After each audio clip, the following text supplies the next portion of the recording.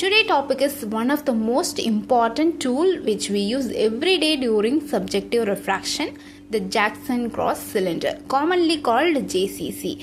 This video is going to be a part 1 of complete JCC series where we will understand what exactly JCC is and how it is used and how it is designed, and also the basic principle behind it and how it helps us refine cylindrical power and access during refraction. Now let's get started. So what is Jackson Cross Cylinder? A JCC is a special lens used in subjective refraction to refine astigmatism. It helps us accurately determine the axis and the power of cylindrical correction. In simple words, JCC helps us to answer two questions. 1. Is the cylindrical axis is correct?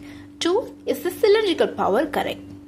The lens was introduced by Edward Jackson, which is why it is called Jackson Cross Cylinder. Now let's understand the design. A JCC lens is made by combining one plus cylinder and one minus cylinder. Both cylinders have equal power but opposite signs, and axes are placed 90 degrees apart.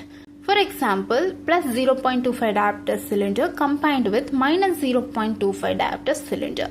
Because the powers are equal and opposite, the spherical equivalent becomes 0. That means the lens mainly changes the astigmatic focus without significantly affecting the spherical focus. This is what makes JCC extremely useful during subjective refraction.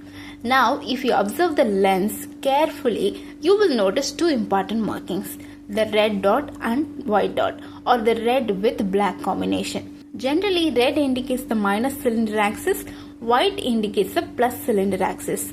These markings helps us position the lens correctly while refining the patient's cylindrical correction.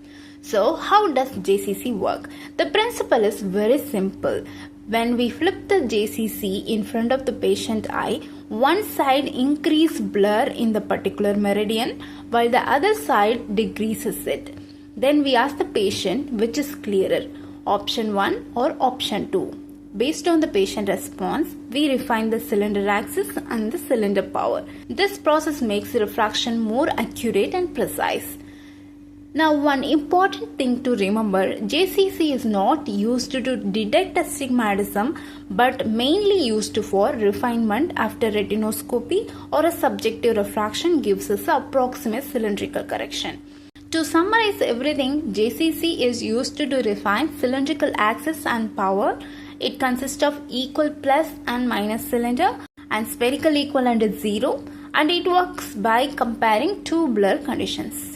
In the next video, we will learn how to use JCC clinically, step-by-step axis refinement and power refinement, and also the common mistakes during JCC testing. So if you found this video helpful, do like, share and subscribe to iCare Optom.